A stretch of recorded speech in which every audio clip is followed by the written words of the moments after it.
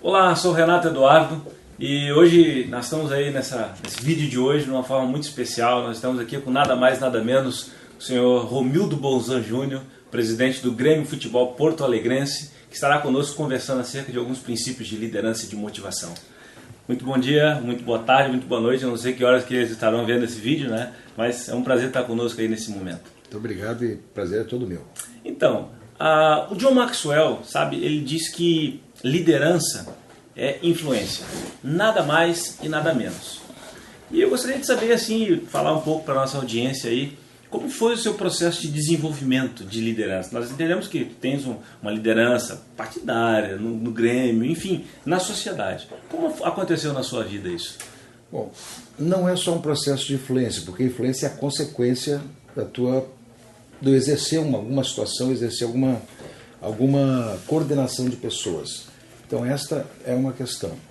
Para mim foi o seguinte, eu tive desde logo uma formação de casa, porque eu nasci, meu pai, quando eu me dei por gente, meu pai era prefeito de Osório. Então eu, como filho italiano, como filho de um pai italiano, filho de uma descendência que privilegia os primogênitos, e os primogênitos homens são, dentro de uma cultura italiana, naquela oportunidade ainda muito arraigada na personalidade dele, sempre foi, de certa forma, estimulado para desenvolver algumas situações de convivência. Então, quando eu era criança, eu tinha várias situações. Eu tinha o meu grupo de colégio, a quem eu convivia diariamente. Eu tinha meu grupo de futebol, que não era um grupo exatamente do colégio. Tinha um grupo de bicicleta, aqui em Osório. E tinha também um quarto grupo, que era o grupo de convivência com meu pai. Homens já maduros, homens adultos, e que, portanto, me davam um outro nível de experiência. E ali tu consegue, nessa convivência, perceber muitas situações. E eu fui estimulado a ter, assim, no espelho do pai, uma espécie de comportamento, de fazer um comportamento. Como o pai era uma liderança, eu fui observando, e várias coisas aconteceram a partir dali. O pai era prefeito, eu virei prefeito. O pai era gremista, eu virei gremista. O pai era conselheiro do Grêmio, eu virei conselheiro do Grêmio. O pai só não foi presidente do Grêmio, eu acabei presidente do Grêmio.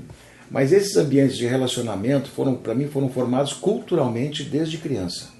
E esses ambientes de estimulação, de convivência, foram desde criança. E depois a gente vai aperfeiçoando na medida que as experiências pessoais acontecem, né? Então tu vai vendo, tirando exemplos, e tu vai agregando valores de comportamento e valores de convivência, e valores de solidariedade, e valores que te dão, na verdade, o foco exato da onde tu pode, de ti mesmo, dar o máximo, e da onde tu pode, no relacionamento, tirar o máximo das pessoas, de modo que seja uma convivência harmoniosa, não sobreposta, não interessada, mas uma convivência solidária e coletiva que possa dar para todo mundo um processo de crescimento.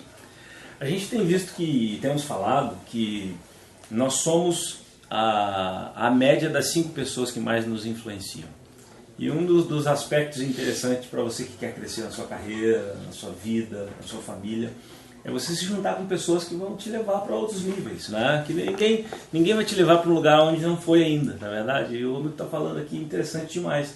Estava junto com pessoas que tinham outras experiências, que sempre foi agregando na vida dele novas experiências e levando para outros níveis. Isso é uma dica muito interessante, né?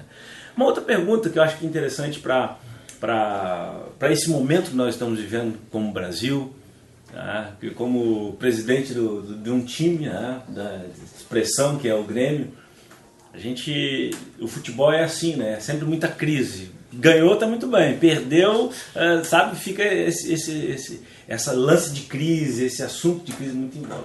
Como você faz para motivar a sua equipe? Como é motivar as pessoas para estar sempre no nível de produtividade, no nível de avançar naquilo que eles querem? Tu tem que perceber os ambientes e depender o grau de dependência que esses ambientes têm de ti. E aí transformar isso tudo numa coisa muito positiva. E o primeiro passo para essa situação, para essa convivência, é tu estimular as pessoas no processo de decisão. Quer dizer, o compartilhamento das decisões. As pessoas que são simplesmente meros coadjuvantes, as pessoas que não são respeitadas, as pessoas que não são ouvidas, as pessoas que não se acham participantes de um processo, não são pessoas que vão te dar resultados e tendem a ser pessoas refratárias a ti no futuro. São pessoas que vão tender a ter dificuldade de relacionamento e em algum momento elas vão divergir. Pode divergir pessoalmente, pode divergir de qualquer comportamento, mas via de regra vai gerar uma... Então o melhor processo que tem de colocação nesses andamentos é tu estimular as pessoas a compartilhar as decisões. Isso é fundamental em qualquer processo. Para mim, tu tem que, no momento em que tu vê o grau de dependência das pessoas, tu transforma essa situação numa situação reversa. Quer dizer, se elas dependem muito de mim, eu quero saber se nós podemos construir juntos alguma coisa. Então, vamos pegar a experiência da prefeitura, né? A experiência de prefeitura, tu dá um norte, tu dá um caminho, tu dá um rumo, tu dá um planejamento, tu dá uma ideia, tu tem uma coisa a avançar e tu viabiliza isso. E para viabilizar isso, as pessoas têm que estar participando deste processo. Então, há uma coisa muito importante nisso, é de que as pessoas se sintam seguras com o que estão fazendo. Quer dizer, não adianta apenas compartilhar, mas todo mundo tem que ter segurança no que está fazendo, de modo que sabe que aquilo vai gerar um resultado positivo. Esta mistura de uma convivência compartilhada de decisão e também a certeza que o projeto está correto, isso é receita de sucesso. E o principal desse processo todo significa, na verdade,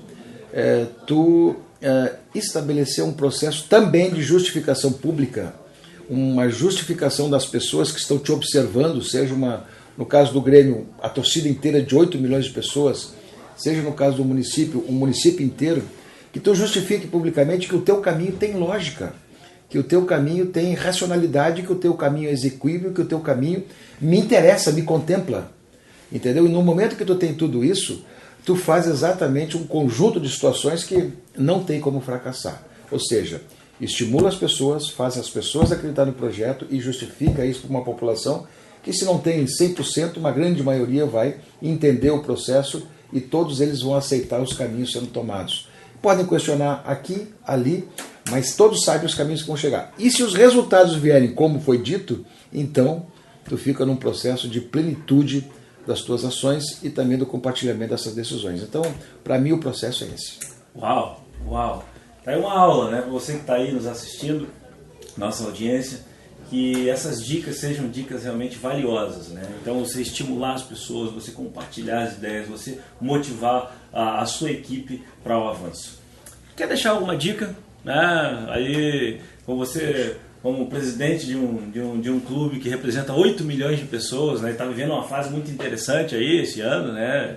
Sorte aí, né? Não é só sorte, né? Tem trabalho também. Tem muito trabalho, né? Alguma dica de liderança para aqueles que querem desenvolver, querem vencer as crises? Respeito. Respeito aos teus parceiros, as pessoas que te demandam, as pessoas que te procuram. Respeitar as individualidades é uma coisa fundamental. Humildade. Humildade. Eu não vi no mundo, aliás, todos os soberbos que se colocaram nos processos tiveram êxito em algum momento, mas nunca triunfaram definitivamente. Não é de longo prazo. Não é de longo prazo. Humildade, conhecimento, capacidade de ouvir, conhecer, aprender, assimilar os processos rapidamente. Para isso tu não faz isso sozinho, tu não é inteligente o suficiente para logo em seguida discernir todos os processos com as clarezas e as definições corretas. Ouça. Eu tenho por hábito sempre ter uma posição e começa um debate de decisão, e esse debate de decisão no final geralmente vai para os consensos, porque se tu está de boa fé, e os bons sensos são na verdade as grandes referências para as decisões, tu tem que ter bom senso. O bom senso implica numa série de circunstâncias, mas bom senso é final. Então tenha respeito, humildade, bom senso, ouvidos, e procure construir sempre as decisões coletivamente. No momento que tu tiver tudo isso, não tem erro. Olha só, para você que está aí nos ouvindo, essa é uma aula de liderança, uma aula de motivação. Espero que você tenha aproveitado e eu quero te dizer uma coisa. Se você gostou, clica em curtir, comente, compartilhe, marque os seus amigos, se inscreva no canal para que você possa pegar outras dicas, porque outras dicas virão. Quero te dizer, nos vemos no topo, porque esse é o lugar daqueles que se esforçam, daqueles que se empenham. Nos vemos lá, um beijo e até a próxima.